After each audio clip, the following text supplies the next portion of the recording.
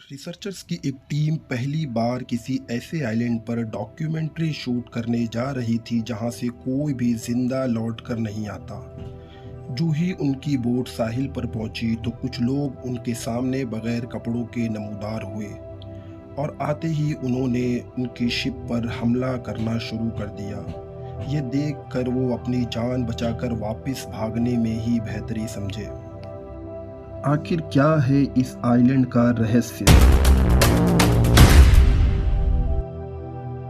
India के east में करीब 1400 किलोमीटर पर अंडमान आइलैंड मौजूद है, जो इंडियन टेरिटरी का ही हिस्सा है, जहां कई छोटे बड़े गांव मौजूद हैं। मैप पर देखा जाए तो पोर्ट ब्लेयर सबसे ज़्यादा आबादी वाला इलाका नज़र आता है, जहां पर एयरपोर्ट भी मौजूद है और यही एयरपोर्ट अंडमान आइलैंड को पूरी दुनिया से कनेक्ट करने में अहम रोल प्ले करता है। लेकिन हैरत की बात यह है कि इतने चहल पहल वाले शहर से सिर्फ 50 किलोमीटर दूर इंसानों की एक ऐसी सिविलाइजेशन बसती है जिन्होंने अपनी अलग दुनिया बसा रखी है। नॉर्थ सेंटिनल नाम से पहचाना जाने वाला ये आइलैंड सिर्फ 50 किलोमीटर बड़ा है, जो चारों तरफ से घने जंगलों से घिरा हुआ है। इसी वजह से ना तो कोई सैटेलाइट ना ही ड्रोन की मदद से इसके अंदर देखा जा सकता है कि इसके अंदर कौन से ऐसे राज छुपे हैं। हिस्ट्री में कई बार इस आइलैंड पर जाने की कोशिश की जा चुकी है, पर यह कबीला किसी सूरत आउटसाइडर्स को बर्दाश्त नहीं करता।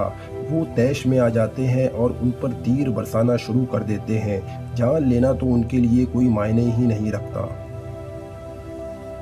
पोर्ट ब्लेयर की मॉडर्न सिटी से सिर्फ 50 किलोमीटर दूर इस आइलैंड पे शायद आज भी पत्थर के ज़माने के लोग रहते हैं। लेकिन ऐसा क्यों है कि ये लोग किसी बाहरी दुनिया से कोई राब्ता रखना नहीं चाहते? ये समझने के लिए हमें इनके इतिहास को समझना होगा। सदियों से ये माना जा रहा है कि इस आइलैंड पर रहने वाला ये कबीला ह्यूमन सिविलाइजेशन का वो ग्रोह है जो किसी दौर में हमसे बिछड़ गया था। 26,000 साल पहले समंदर का लेवल बहुत कम हुआ करता था। तब ये कोई आइलैंड नहीं बल्कि एशियन कॉन्टिनेंट का हिस्सा हुआ करता था। ग्लोबल वार्मिंग के वजह से समंदर का लेवल बढ़ता गया, जिस वजह से अंडमान और नॉर्थ सेंटिनल आइलैंड का ताल्लुक हमारी दुनिया से ख़त्म हो गया और ये आइलैंड अपने आप में एक अलग दुनिया बनकर रह गया। ईयर 1867 में जब इंडिया में ब्रिटिश राज था, तब उनकी एक शिप इंडियन पोर्ट से अंडमान पोर्ट की तरफ जाते वक्त रास्ते में नॉर्थ सेंटिनल के करीब ख़राब हो गई, जिस पर काफ़ी लोग सवार थे। उन्हें लगा इस आइलैंड पर कोई नहीं रहता। रेस्क्यू के इंतज़ार में उन्होंने कुछ दिन वहीं पर पनाह लेने का फ़ैसला किया। कुछ ही दिनों बाद कबीले के कुछ लोग निकल कर आए और उन्होंने उन पर हमला करना शुरू कर दिया। कईयों की जान चली गई और कईयों को रॉयल नेवी ने रेस्क्यू कर लिया। नॉर्थ सेंटिनल के साथ ये पहला कांटेक्ट था जो कत्लेआम पर ख़त्म हुआ।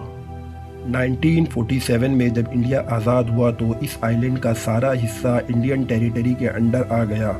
इंडियन गवर्नमेंट ने इस कबीले से एक पीसफुल कांटेक्ट करने का फ़ैसला किया। 1967 में त्रिलोकनाथ पंडित ने ये काम अपने सर पर लिया। फिर जब 1974 में एक ज्योग्राफी टीम डॉक्यूमेंट्री शूट करने इस आइलैंड पर जा रही थी, तब त्रिलोकनाथ पंडित भी उनके साथ थे। वो आइलैंड के करीब गिफ्ट्स फेंकते थे ताकि उन लोगों का दिल जीत सके और डॉक्यूमेंट्री शूट कर सके। पर जो ही वो करीब पहुँचे, आइलैंड से कुछ लोग निकल कर आए और उन्होंने उन पर हमला करना शुरू कर दिया, जिसमें कई लोग घायल हो गए। त्रिलोकनाथ पंडित फिर भी इस आइलैंड पर जाया करते थे और गिफ्ट्स फेंकते थे।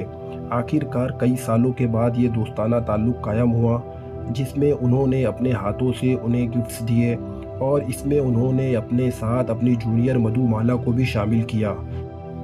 ये पहली बार था जब इस आइलैंड के लोगों की क्लियर पिक्चर मिली। फिर 1981 में एक और शिप इस आइलैंड पर आकर फंस गई, जिसमें 30 लोग सवार थे। रेस्क्यू के इंतज़ार में उन लोगों ने उसी आइलैंड पर पनाह लेने का सोचा, लेकिन कुछ ही दिनों बाद उस आइलैंड से कुछ लोग निकल कर आए और उन्होंने हमला करना शुरू कर दिया। वो लोग जैसे तैसे अपनी जान बचाने में कामयाब हुए, लेकिन उनकी शिप आज भी उसी आइलैंड के साहिल पर फंसी हुई है, जिसे गूगल मैप पर भी देखा जा सकता है। इसके बाद इंडियन गवर्नमेंट ने इस आइलैंड को पूरी तरह बैन कर दिया। 2018 में जॉन एलन जो अमेरिका से ताल्लुक़ रखते थे वो इस आइलैंड पर इल्लीगल तरीके से पहुँचे।